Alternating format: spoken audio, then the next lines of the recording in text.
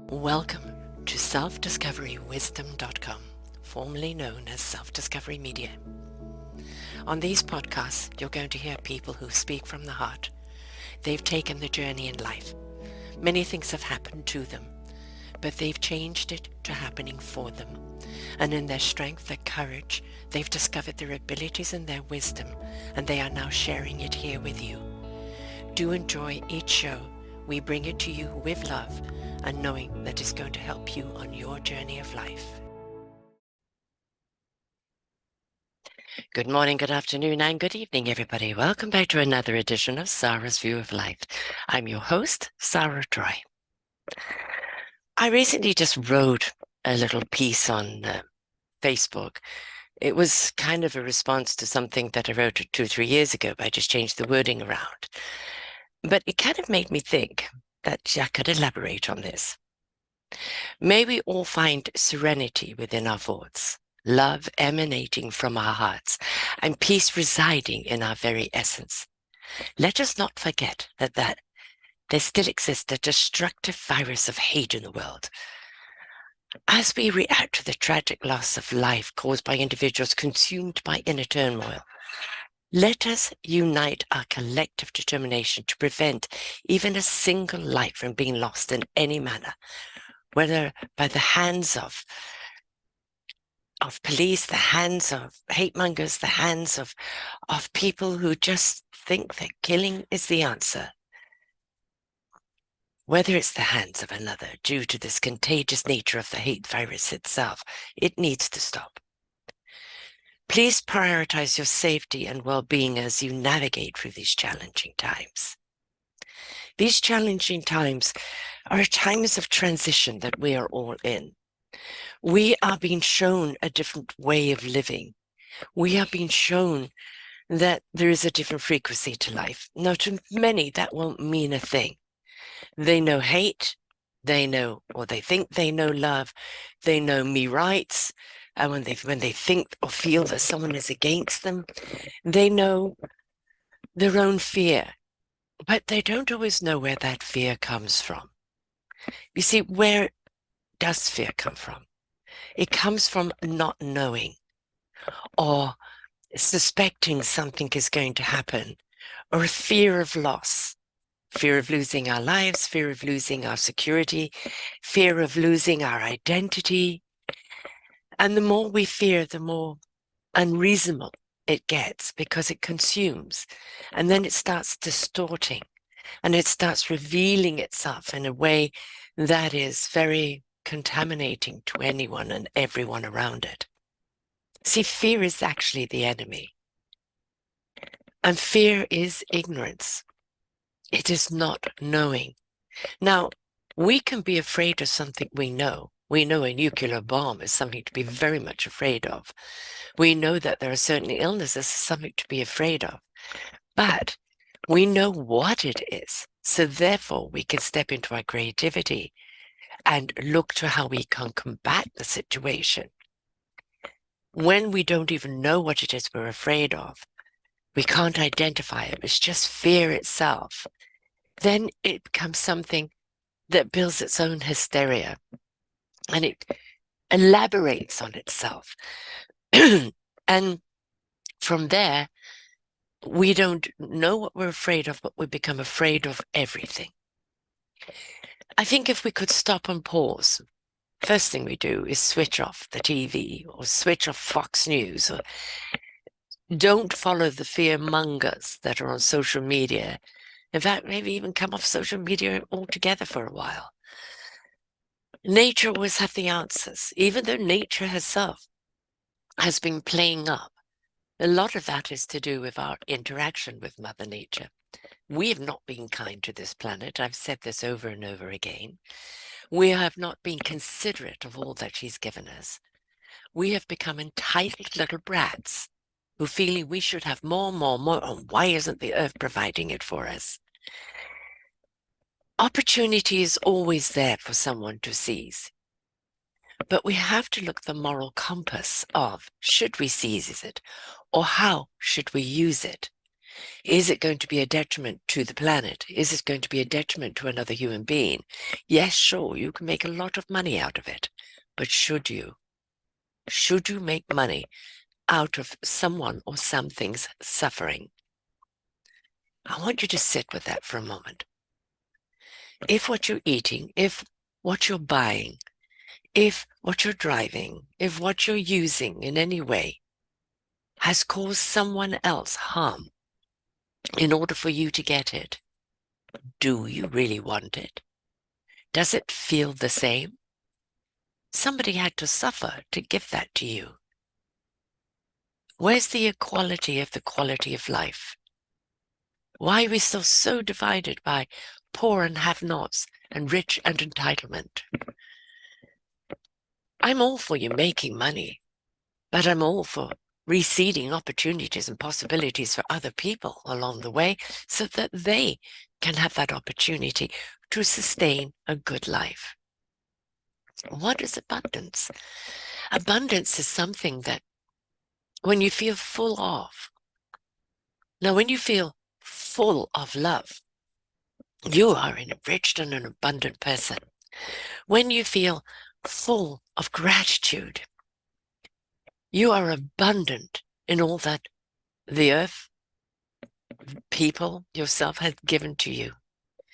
The universe will never let us be in lack if we have a more positive, abundant attitude. The gratitude of that abundance is where the synchronicity is. Abundance comes in that form of loving vibrations. It comes in the form of our service to others. It comes in the form of feeling full of gratitude for an experience that we've had that makes us feel full. That kind of experience is something that can't be replaced. No amount of money can replace that.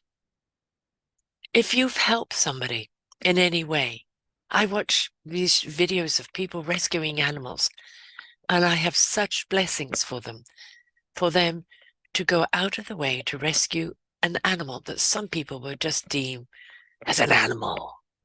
Let me tell you, animals have more conscience than we do as human beings. They have more dignity and more respect than we do as human beings. Their fear is really based in life and death situations. And when they look at a human being, they know to be afraid because most of the time we're out to hurt them. But occasionally you get that wonderful human being who goes out of the way to save them. And that animal never forgets. Never forgets. It's living in an abundant life now in gratitude that it was saved, that someone cared enough to put themselves out in whatever they're doing, in discomfort, to save another animal. Same with human beings. I love it when I see people come together and collectively they decide that they're going to do something that's going to make a difference in someone's life. Not for the accolades, not for the, hey, look at me, look what I'm doing. Just because they know they can make a difference, and they may never know what difference they have made. I know these shows that I have put out, mine and all the wonderful interviews that I do, I know they have saved lives. I know they've redirected lives. I know they've provided tools and skills for people to apply in their own life. But very rarely do I get any comment on it because people are busy using those skills, or they've pivoted because of a show. They're moving in that different direction. And they may even forget the source from where it came. And now we have a pussycat scratching my furniture. Stop it. We are the love we seek. But you don't just get love by demanding it. It's like you just don't overcome fear because you demand it.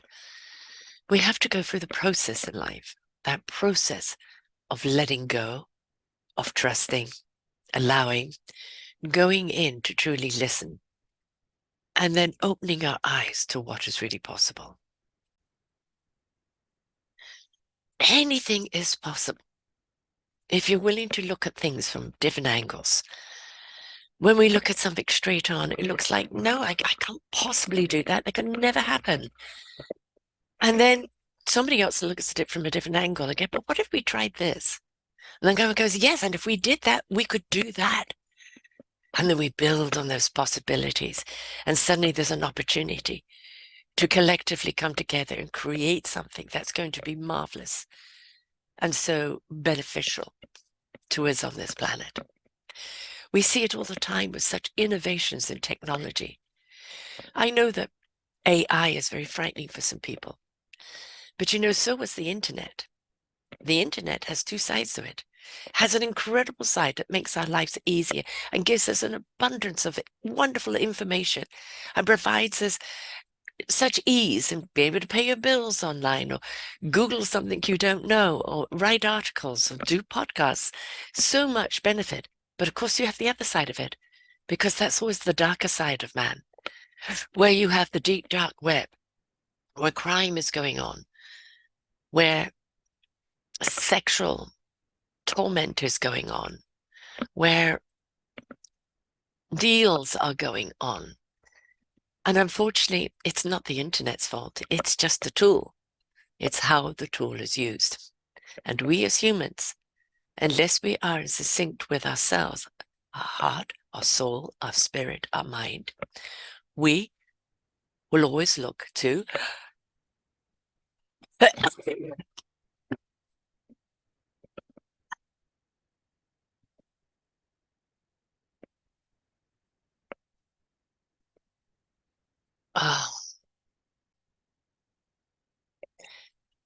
we'd always look to having the choice of which one we're going to feed. Is the deep dark web and the crime, the intrigue, the everything else down there, it's going to make you a lot of money, and you don't need a conscience down there. God forbid you should have a conscience and care about the harm that you're doing to people. That side of the internet is most certainly the dark, deep dark web, because it is people without a conscience, people who only care for themselves or don't care at all. The moment you look to the other side, the choice of the other side, yes, you will feel pain. Yes, you will feel discomfort. But you also know it reminds you you're alive. You also know that it reminds you that the joy, the accomplishments, the exuberance of life is worth every bit of it. You see, while you're busy trying to get comfortable in bed until you find that, yeah, that's the right, there I am, you're a little uncomfortable. While you're trying to buy that new swimsuit, you're going to try on a lot of them that are going to feel very uncomfortable first until you find that right one where everything fits. If we try and erase discomfort, we wouldn't understand what comfortable is. And it would take away the appreciation of something that is comfortable, because we haven't gone through the process of finding that thing through discomfort. See, discomfort isn't out to get you.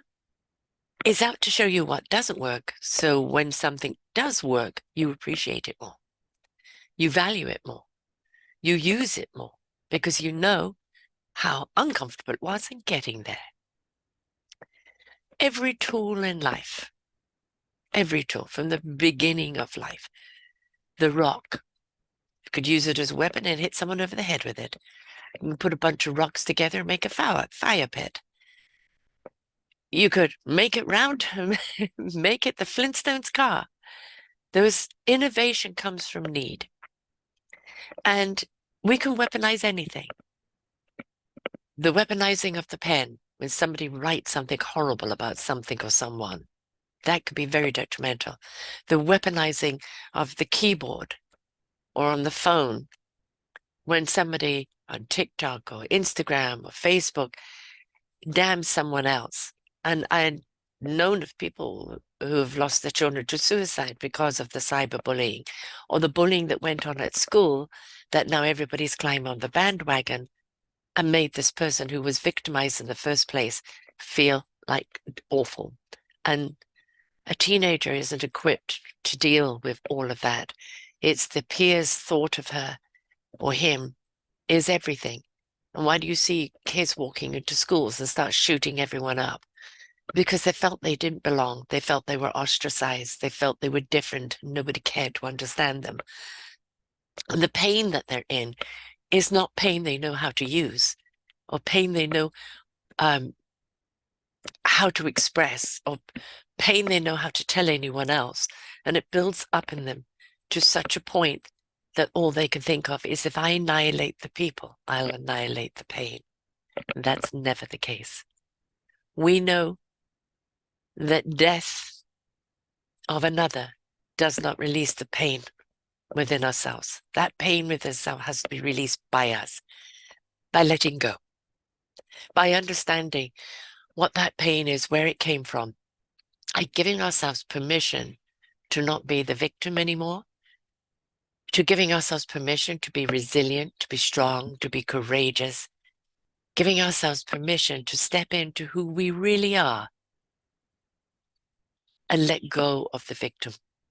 Because if you choose to be a victim all your life, you will be victimized all your life. Go to say that again. If you choose to be a victim all your life, you will be victimized all your life. Why do I say that? Because that's the vibe and the frequency you're on. That is what you will attract from other people. Why do we say hate loves hate, love loves love? Misery loves company. It's because that's the frequency in which people are on, and it draws other people in that frequency. So if you don't want to be a victim anymore, then you're the one to choose that. Yes, something horrible happened to you and never should have happened to you. And it shattered your world, and you will have scars and you will have red flags. But out of that, you've discovered how resilient you are, that you have an inner strength you never knew you had, that indeed you're incredibly courageous, that you survived whatever was done to you, and now you have the ability to take back the reins of your own life and paint your own canvas the way you want it to be. That is the triumph over victimization. When you no longer are the victim, and that you've taken all the suffering from that victimization and turned it into something good by becoming stronger, by becoming more purposeful, by becoming a better you. As Trevor Noah said, or as Gabor Mate said, we don't have to like the experience that we go through, but we do have to respect the person it makes us, the person we become because of it. We become stronger, we become better, we become more focused on what we really do want because we know what we don't. Did we enjoy the experience to getting there? No. Would we want to happen it again? Absolutely not. But would I be the same person I am now had I not gone through it? One doesn't know that, because I can tell you from 11 years of doing this, I have seen struggle and struggle and struggle for a very, very long time. But I have seen people from that struggle become that butterfly. They allow themselves to be reborn. They allow themselves to see what was done to them, to release the pain from it. It doesn't mean you're going to forget. It means that you are no longer attached to the suffering of it. People will come in and talk to me about things that were done to them, and you would think that they wouldn't be able to talk about it. But the reason why they can, because they're beyond it now. They don't have any emotion attached to it. Instead, they speak of what happened to them, but what became of them because of it. And that is your choice. So that is what I call inner abundance. When you become who you're meant to be and you're at peace with yourself, you're in that inner calmness. That fear is not chasing you. That doubt of who are you, will anybody like you, no longer matters to you. You are who you are to do what you're meant to do, and you do it in a state of passion and conviction, and you are at peace with who you are. That is enrichment and abundance. No amount of money can match that abundance. But the more money we have, the more it will allow us to do what we are wanting to do to help others. So let's use that money like we do with the internet, like we do with the car, the computer, the phone, everything else. It is a tool for us to do good with. It is a tool to allow us to reach more people. It is a tool that allows us to create and bring solutions to people. What you feed is what will grow. If you go down that deep, dark web of despair, of fear, of hate, of loathing, of violence, of cruelty, of atrocities, it's very hard to come back because your soul severs from you at some point. Say, I can't go there with you. I can't go down that darkness with you. Your heart isn't engaged, and the soul speaks to the heart. Your spirit is dead. I can't speak to you. You're not open to me. But the more we come back up to the surface, and the more we're willing to feel our hearts, the more we're willing to open our spirit, the more the soul has that connection with us and speaks to us in truth, in clarity, in peace, and the more we see the possibilities of what we can be, of who we're meant to be, and what we're meant to be doing here. So, I do wish you peace. I do wish you abundance.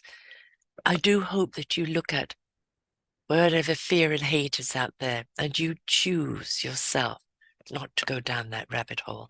You choose yourself to stand up for the people that are being ostracized or belittled or divided. I mean, why we're going backwards in certain countries, I don't know. America wants to be, the land of the free. Free for whom? Free for whom? Because until every person of every color, every sexual orientation, of every economic situation is free to pursue, free to be, free to love, free to expand, despite what they look like, who they are, where they come from, you are not the land of the free. You've become the land of the ignorant, the opulent, and the fearful. And it's time for you to take back the United States and unite together as a one, as an American human race, despite the color or anything else. Until you do, you won't know peace. Until you do, you won't know abundance. I don't care if you are a trillionaire. The burden of being a trillionaire, of worrying about who's after your money, trying to hold on to your money, not lose it, fearful that someone's going to kill you for your money, is not a place I want to be in. I want enough money to do the work that I do, to live with dignity and comfort, and let money work for me in being able to do what I am here to do, because it is a tool.